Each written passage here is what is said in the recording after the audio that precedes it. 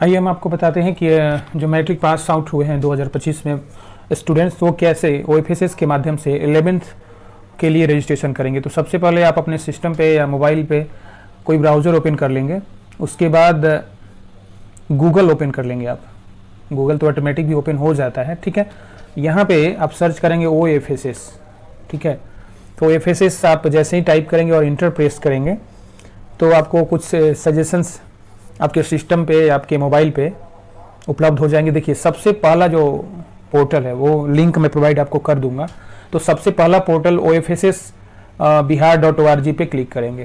तो चूंकि ये वेबसाइट बदल चुका है, new official website of OFSS bihar.net पे क्लिक कर देंगे, ठीक है। तो वहाँ पे जब आप क्लिक करेंगे तो वो आपको जिस वेबसाइट पे ऑनलाइन एप्लीकेशन सबमिट करना है वहाँ पे लेके जाएगा। देखिए, यहाँ पे आप ये सब पढ़ सकते हैं जो भी नोटिस है। यहाँ पे आपको नीचे में आ जाना है। 2025-27 के लिए इंटरमीडिएट कक्षा में बिहार के उच्च माध्यमिक स्तर की शिक्षा प्रदान करने वाले मान्यता प्राप्त सभी सरकारी गैर सरकारी शिक्षण संस्थानों में ऑनलाइन नामांकन हेतु विद्यार्थियों के लिए आवश्यक सूचना। ये देखिए, आपका कॉमन एप्लीकेशन फॉर्म CF जिसको आप बोलते हैं, और ये प्रोस्पेक्टस है। तो यहाँ पे आप कॉमन एप्लीकेशन फॉर्म पे क्लिक कर देंगे। जैसे ही वहाँ पे क्लिक करेंगे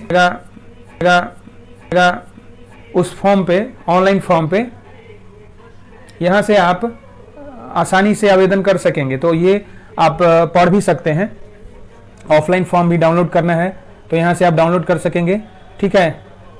ये नोटिस कुछ है, इसको आप पढ़ लेंगे। तो यहाँ पे देखिए, पहला ये जो नोटिस है OFSS online facilitation system for students के माध्यम से आप एक आवेदन पत्र के माध्यम से विभिन्न कॉलेजों में 20 विकल्प चुन सकते हैं। आपको बता दें कि आप आवेदन करते समय कम से कम 20 विकल्प आप चुन सकते हैं। तो जो आपको प्रेफरेंस, जो कॉलेज में एडमिशन लेना है, जो आपको सही लगे, तो उसको सीरियल नंबर से आप सिलेक्ट करते जाएंगे और 20 से कम आप चुन सकते हैं, ठीक है। 20 विकल्प आप चुन सकते हैं, 10 भी चुन सकते हैं, 5 भी चुन सकते हैं, लेकिन मैक्सिमम 20 से ज़्यादा आप नहीं चुन सकते हैं। तो आप देख लीजिएगा, आप अपने वरीयता के अनुसार चुन लेंगे, ठीक है। और ये ध्यान रखिएगा कि आप जो वरीयता क्रम में कॉलेजेस चुने हैं वहीं आपके सामने उपलब्ध होंगे। उसी कॉलेज में आप नामांकन ले सकते हैं। नामांकन सूची में जो भी आपका नाम आएगा तो उसी कॉलेजेस में एडमिशन आप ले सकेंगे और उसकी सूचना भी आपको आपके SMS या ईमेल पे प्रदान कर दी जाएगी। और शुल्क मैंने आपको बताया भी, 350 रुपये देने होंगे किसी भी कैटेगरी के। और ये शुल्क आपको debit card, credit card, online banking या बैंक चालान के माध्यम से भी आप बैंक्स में जा करके जमा कर सकते हैं। ध्यान रखिएगा। उसके बाद ऑनलाइन आप फॉर्म भरने हेतु मोबाइल नंबर और ईमेल आईडी होना आवश्यक है। ईमेल आईडी और मोबाइल नंबर सक्रिय होना चाहिए, उस पर OTP जाता है, इसीलिए आप एक सक्रिय ईमेल आईडी और मोबाइल नंबर जरूर रखेंगे, ठीक है। मोबाइल नंबर पे OTP आएगा, इसीलिए मोबाइल नंबर को सक्रिय रखेंगे। और पासपोर्ट साइज फोटोग्राफ स्कैन करके कंप्यूटर में रखें, क्योंकि इसमें कोई डॉक्यूमेंट्स अपलोड नहीं करना होता है, इसीलिए आप पासपोर्ट साइज फोटोग्राफ्स, उसका जो बैकग्राउंड होना चाहिए व्हाइट होना चाहिए। ध्यान रखिएगा, व्हाइट बैकग्राउंड वाला फोटो ही मान्य होता है, इसीलिए व्हाइट बैकग्राउंड का फोटोग्राफ्स आप रख लीजिएगा, पासपोर्ट साइज, बढ़िया क्वालिटी का, पुराना ज़्यादा ना हो। प्रयास कीजिएगा कि 3 महीने से पहले का फोटो आपका हो, नया खिंचवा लीजिएगा, ठीक है। एक चीज़ आप जरूर ध्यान देंगे, अपने फॉर्म को भरने के बाद प्रीव्यू पेज देख लें, ठीक है। प्रीव्यू पेज यानी फॉर्म सबमिट करने से पहले, कंफर्म करने से पहले आप प्रीव्यू पेज देख लें, ताकि आपको किसी भी प्रकार की परेशानी ना हो और कोई गलती होने का चांस नहीं हो, ठीक है।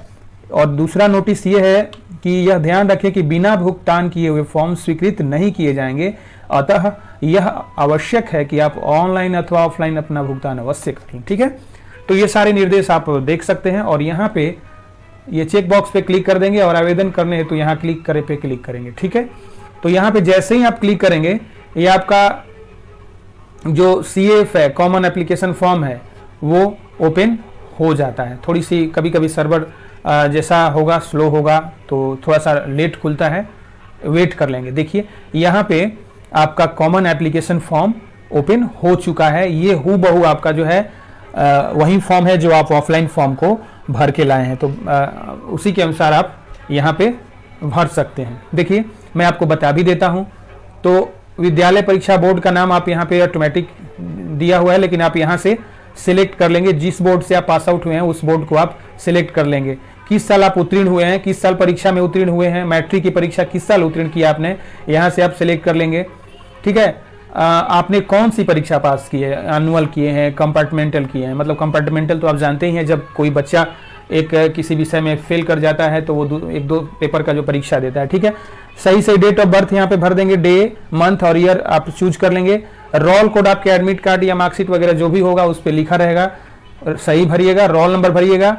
आवेदक का नाम, जो ध्यान रखिएगा कि आवेदक का नाम वही भरिएगा जो आपके मैट्रिक के डॉक्यूमेंट्स पे होगा। उसके बाद आप फादर्स नेम लिख देंगे और आवेदक की माता का नाम लिखेंगे। यहाँ पे फोटोग्राफ्स अपलोड कर देंगे। चूज फाइल पे क्लिक करेंगे आप, तो चूज फाइल पे जैसे ही क्लिक करेंगे एक डायलॉग बॉक्स खुलेगा और आपके सिस्टम में, आपके मोबाइल में जहाँ भी वो पिक्चर होगा वहाँ से आप इन्वोक कर लेंगे, मतलब सिलेक्ट कर लेंगे। ठीक है, और उसके बाद ओपन पे क्लिक कर देंगे। ध्यान रखिएगा ये जो फोटो का फॉर्मेट है वो JPG, JPEG, PNG files only में लिया जाएगा। उसके बाद आपका कुल पूर्णांक, जो भी फुल पूर्णांक होगा आप लिख दीजिएगा। आपने कितना मार्क्स प्राप्त किया वो लिख दीजिएगा। उसके बाद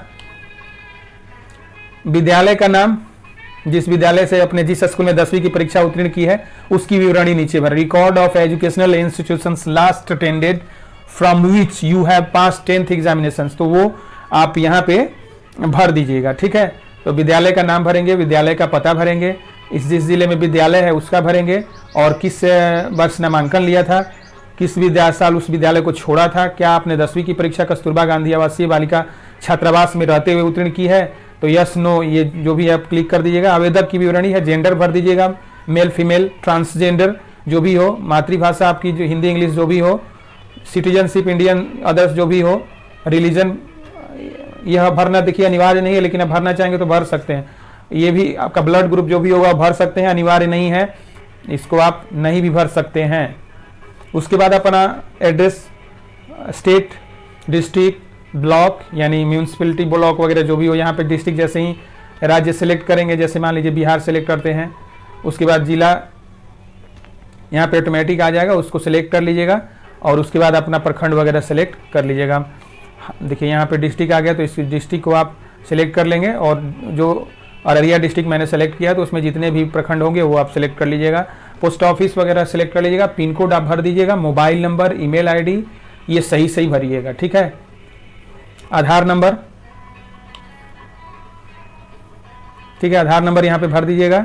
आरक्षण की विवरणी, मतलब जिस कैटेगरी में आते हैं, जनरल में आते हैं, शेड्यूल कास्ट में आते हैं, शेड्यूल ट्राइब में आते हैं, बैकवर्ड क्लास में आते हैं, एक्सट्रीमली जो भी आपका कास्ट कैटेगरी होगा, आपका जाति प्रमाण पत्र वगैरह होगा तो उस पर लिखा होगा वो आप भर दीजिएगा। स्पेशली एबल्ड यानी आप दिव्यांग हैं तो यस नो कर दीजिएगा। EWS से हैं तो हाँ, अगर हैं तो हाँ कर दीजिएगा, यस कर दीजिएगा, नहीं है तो नहीं कर दीजिएगा। जिस कॉलेज एवं संकाय में अपना नामांकन लेना चाहते हैं उनका विकल्प भरें। देखिए मैं इसी की बात कर रहा था। मान लीजिए कि हम किसी जिला को सिलेक्ट करते हैं तो उस देखिए यहाँ पे जिस जिले को सिलेक्ट करेंगे उस जिले का जितना भी कॉलेजेस होगा उसका नाम आ जाएगा। जो स्ट्रीम आप साइंस आर्ट्स वगैरह ये चुनना चाहते हैं वो चुन लेंगे और उसके बाद यहाँ पे मैं सत्यापित करती हूँ ये क्लिक कर दीजिएगा और ये भी क्लिक कर दीजिएगा और फी डिपॉजिट कर दीजिएगा। आवेदन शुल्क 350 रुपये जमा करने हेतु यहाँ पे क्लिक करें। यहाँ पे जैसे ही क्लिक कीजिएगा आप डेबिट कार्ड वगैरह से पेमेंट कर दीजिएगा, आपका फॉर्म सबमिट हो गया। ध्यान रखिएगा फॉर्म भरने से कुछ नहीं होगा, आपको फी भी फाइनली सबमिट करना होगा, तभी जा करके आपका आवेदन स्वीकृत होगा। उम्मीद करते हैं ये जानकारी आपको बहुत अच्छी लगी होगी। दोस्तों को भी जरूर शेयर कर दीजिएगा। नमस्कार।